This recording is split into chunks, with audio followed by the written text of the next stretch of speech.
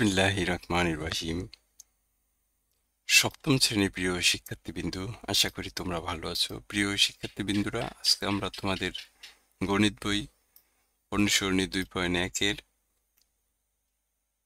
সর্বশেষ টিউটোরিয়াল। প্রিয় শিক্ষার্থীবৃন্দুরা, যেখানে থাকবো 14, 15, 16 এই 3টে অঙ্কের সমাধান থাকবো।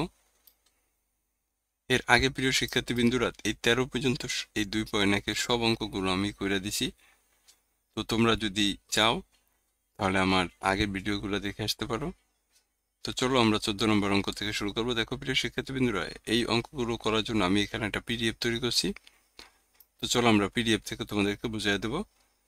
এখানে দেখো 14 নম্বর অঙ্কে কি বলছে, 9600 টাকা সারা সারা একটু দেখো, 9600 টাকা সারা, মাইমুনা ও রাইসার মধ্যে 3:1:4:3:1 অনুপাতে ভাগ করে দিলে কে কত টাকা পাবে। অর্থাৎ 9600 টাকা মনে করো যে আছে তাদের কাছে।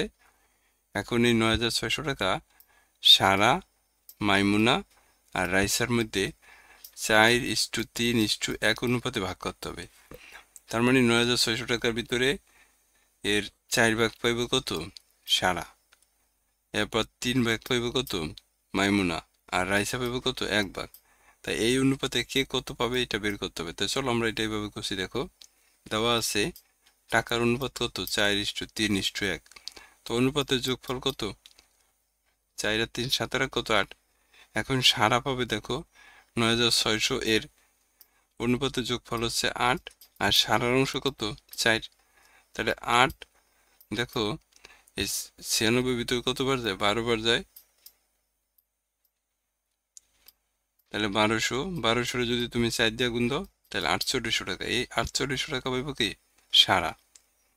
এখন দেখো মাইমুনা কত পাইব, মাইমুনা পাইব কত, 9600 এর 3 ভাগের 8 ভাগ। অর্থাৎ এই যে দেখো মাইমুনার অংশ কত, 3।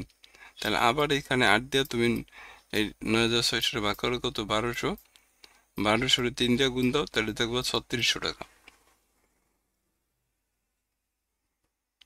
এরপরে দেখো রাইসা পাবে কত, 9600 এর রাইসার ভাগ কত, 1। তাহলে 1 ভাগের 8 ভাগ। এখানে আবার দেখো এটারে ভাগ করো তাহলে কত, 1200। তাহলে দেখো রাইসা পাইছে কত, 1200 টাকা। তা আমরা কিন্তু উত্তর পেয়ে গেছি যে সারা পাইছে 4800 টাকা, এরপর মাইমুনা পাইছে কত, 3600 টাকা, এবং রাইসা পাইছে কত, 1200 টাকা। এই যে উত্তর এইভাবে লিখবো বন্ধুরা, সারা পাবে এত টাকা, মাইমুনা পাবে এত টাকা, রাইসা পাবে এত টাকা। তোমরা এইভাবে সাজাইবে। এরপর দেখো 15 নম্বরে 3 জন ছাত্রের মধ্যে 4200 টাকা তাদের শ্রেণী অনুপাতে ভাগ করে দেওয়া হলো। যদি তারা যথাক্রমে ষষ্ঠ, সপ্তম, অষ্টম শ্রেণীর শিক্ষার্থী হয় তবে কে কত টাকা পাবে। অর্থাৎ 3 জন শিক্ষার্থীর ভিতরে 4200 টাকা ভাগ করা দেওয়া হয়েছে তাদের শ্রেণী অনুযায়ী। যে ষষ্ঠ শ্রেণীতে পড়ে সে 4200 টাকার 6 ভাগ পাইব। যে সপ্তম শ্রেণীতে পড়ে সে 4200 টাকার 7 ভাগ পাইব। যে অষ্টম শ্রেণীতে পড়ে সে 4200 টাকার কত, 8 ভাগ পাইব। তাই চলো আমরা এইটার অনুপাত ধরে নিচ্ছি যে দেওয়া আছে টাকার অনুপাত কত, 6:7:8। তো অনুপাতের যোগফল কত, এগুলা যোগ করলে 21 হয়। তাহলে ষষ্ঠ শ্রেণীর শিক্ষার্থী পাবো কত, 4200 এর কত, দেখো ষষ্ঠ শ্রেণীর অংশ কত, 6 ভাগ। তো 6/21, 4200 ভিতরে কত, 4200 ভিতরে 2 বার যায়। এই 200 দিয়ে যদি তুমি 6 এর গুণ দাও তাহলে 1200 টাকা। তার মানে ষষ্ঠ শ্রেণীর শিক্ষার্থী পাবে 1200 টাকা। সপ্তম শ্রেণীর শিক্ষার্থী পাবে কত, 4200 এর সপ্তম শ্রেণী ভাগ কত, 7। তাহলে 60/21, আবার 21 দিয়ে 42 ভাগ করো তাহলে 200 এর 7 দিয়ে গুণ দাও তাহলে 1400 টাকা। অষ্টম শ্রেণীর শিক্ষার্থী পাব, অষ্টম শ্রেণীর শিক্ষার্থী কত, 8 ভাগ। তাহলে 8/21, 21 দিয়ে 42 ভাগ করো তাহলে এখানে 200 এর 8 দিয়ে গুণ দাও 1600 টাকা। তাহলে সুতরাং ষষ্ঠ শ্রেণীর শিক্ষার্থী হচ্ছে 1200 টাকা, সপ্তম শ্রেণীর শিক্ষার্থী পাইছে 1400 টাকা, আর অষ্টম শ্রেণীর শিক্ষার্থী পাইছে কত, 1600 টাকা। এইভাবে প্রিয় শিক্ষার্থীবৃন্দুরা 15 নম্বর অঙ্ক তোমরা করবে। আশা করি তোমরা বুঝতে পারতেছো। তো তোমাদের কাছে দয়া করে অনুরোধ, আমার চ্যানেলটা সাবস্ক্রাইব করবো প্রিয় শিক্ষার্থীবৃন্দুরা।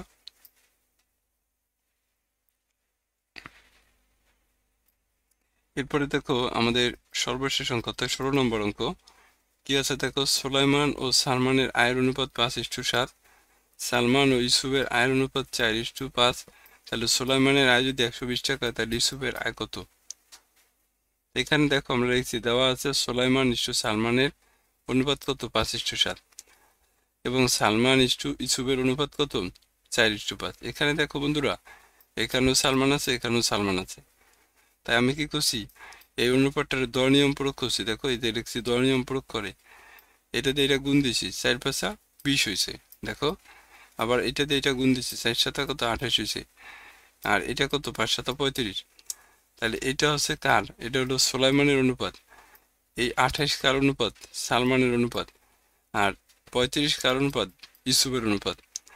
তো এখন আমরা দেখো ধরে নিছি যে, ধরি সুলাইমানের আয় 20 কোটি টাকা, সালমানের আয় 28 কোটি টাকা, আর ইউসুফের আয় কত, 35 কোটি টাকা। তাহলে এখানে বইতে দেওয়া আছে দেখো, সুলাইমানের আয় কত, 120 টাকা। তাহলে সুলাইমানের কত, এই 20 ক সমান সমান কিন্তু 120 হইব। তা 20 দিয়ে যদি তুমি 120 ভাগ করো, তা কর মান কত হয়েছে, 6। এখন প্রশ্ন চাইছে ইউসুফের আয় কত। তা ইউসুফের আয় কত ছিল, 35 ক। তা দেখো এখানে 35 ক, কর মান কত, 6। 6 দিয়ে 35 গুণ দিলে 210 টাকা, অর্থাৎ ইউসুফের আয় কত, 210 টাকা। প্রিয় শিক্ষার্থী বিন্দুরা, এটাই ছিল 16 নম্বর অঙ্কের অ্যান্সার। অর্থাৎ এই 16 নম্বর অঙ্কের মাধ্যমে আমাদের 2.1 এই অধ্যায় আমরা শেষ করলাম। প্রিয় শিক্ষার্থী বিন্দু, তোমাদেরকে অসংখ্য ধন্যবাদ। তোমরা ভালো থাকো, সুস্থ থাকো। আল্লাহ হাফেজ, আসসালামু আলাইকুম।